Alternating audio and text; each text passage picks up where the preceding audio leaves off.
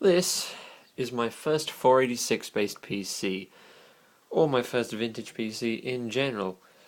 Uh, for a while I was just looking for something to run Windows 3.1 and a bunch of DOS software, and I do have some Pentium and Pentium 2 laptops, but I'd much rather have the full desktop experience. This is all the original package: the monitor, the computer, obviously, and the speakers. The only thing that's not original is the keyboard and the mouse. This is my, this is actually my first computer mouse that I ever used from back in the day in 1999 or so. So, to anyone else, this would be a piece of junk Microsoft IntelliMouse, but to me it's special. I laid hands on this when I was 5 years old. There you go. And the keyboard, yeah, it's missing a Windows, well, no Windows key, so it's probably from 1994. Well, let's power this beast up then.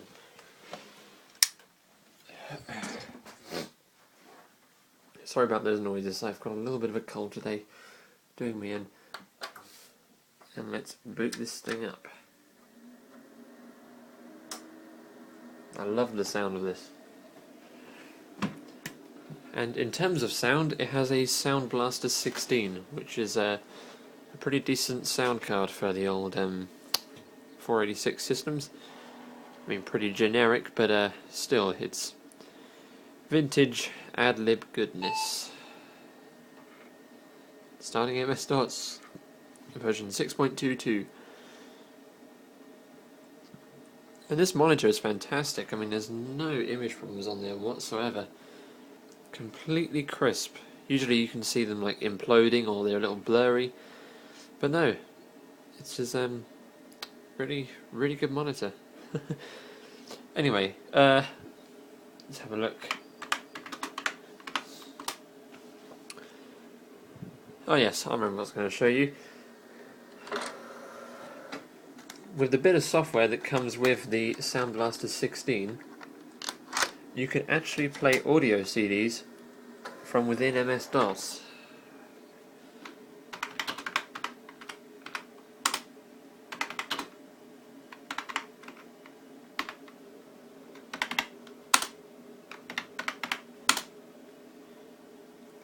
And here we go. So, my favourite track on this album is the last one, so we're going to play that. Now you can actually close this and run it in the background.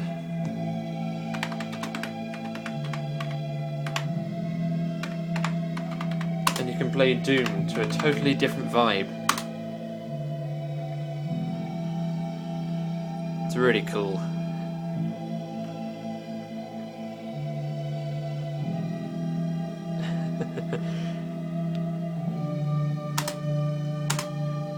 See what I mean about a different vibe?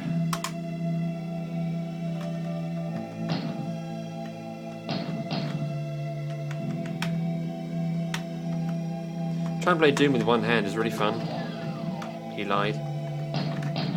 It's actually a nightmare to play with one hand.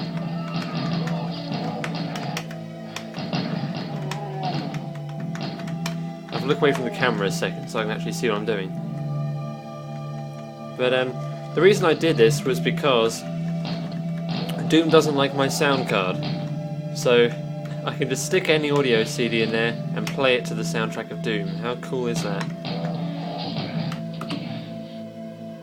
That's such a totally great vibe for a game like Doom. Jazz Jackrabbit, not so much. Problem is, DOS doesn't have multitasking, so you have to go back to wherever you launch the program to stop the disk.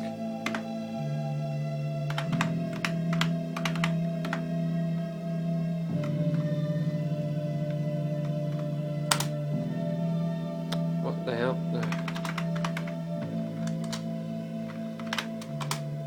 Oh, I'm doing badly here.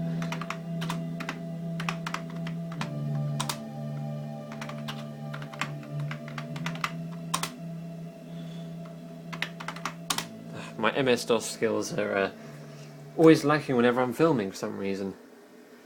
Well, there you go, a little CD player for MS-DOS, real cool.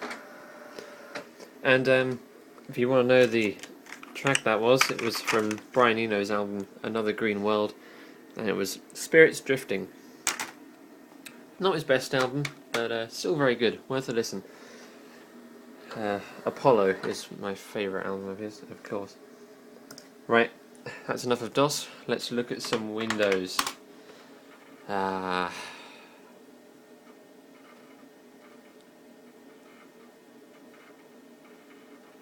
cow surfing. That is what Gateway included as a wallpaper. You will never be able to beat that Windows sample images. Gateway were a little bit of a weird company, I think. Now, Windows 10 has just come out, and I may post a video about that. I've got it running on VMware. And people are saying it's a lot better than Windows 8. And people were describing Windows 8 as Microsoft Bob all over again. I have Microsoft Bob on here, and, well, have a look at it. Some people like it, some people hate it. I'm sort of the middle of the road kind of guy. I don't really know what I think of it. Bob, this was designed for making computers easier to use. Easier. Yeah. It really is as juvenile as it looks. Who's there? I'm here. Hello. My password is password, as I was feeling really lazy when I installed this, and let's face it, an isolated computer is not going to get hacked into, is it? Of course, it's not on a bloody network. This is Microsoft's idea of an easy-to-use GUI. And yes, it looks like something out of an episode of Hoarders. Now this is that's a GeoSafari. And the GeoSafari console was actually flammable, so they shouldn't have put it near the fire, or maybe they was making a reference, who knows. And you can just click on things, and you can see what they do. So, letter writer, you can write a letter to your grandmother with swear words in it, and send it to her. Lovely. Gotta love those vectors. Tip, yeah, okay, thanks, thanks, what's your name, Rover? And you have to go through a wizard to make a letter, and it's a bit silly, so I'm not going to bother with that. It takes about 20 minutes just to start typing. Well, let's see what Rover does. Some of you may remember him from Windows XP. Yowza, you clicked on me. Yes, I did. Oh, isn't that cute? Other options. Let's look at Rover's Ramblings. Yep, he just says a load of crap, really. And you can add Windows programs, as you can see I've already done one. I just added the calc.exe, and it just runs on top of Bob. Ta-da, wonderful. And some of the items are decorative. But you can go to different rooms. Let's go to Gateway Shared Family Room. Don't forget, Microsoft's idea was to have people use this instead of Windows. Yes, I am not making that up. And look, there's a horse reading a newspaper and an address book with a mouse through it. If this is real life, that mouse would be eaten alive by the dog, but this is Microsoft Bob, so let's ignore that. Yep, we'll sign out. Goodbye, Bob.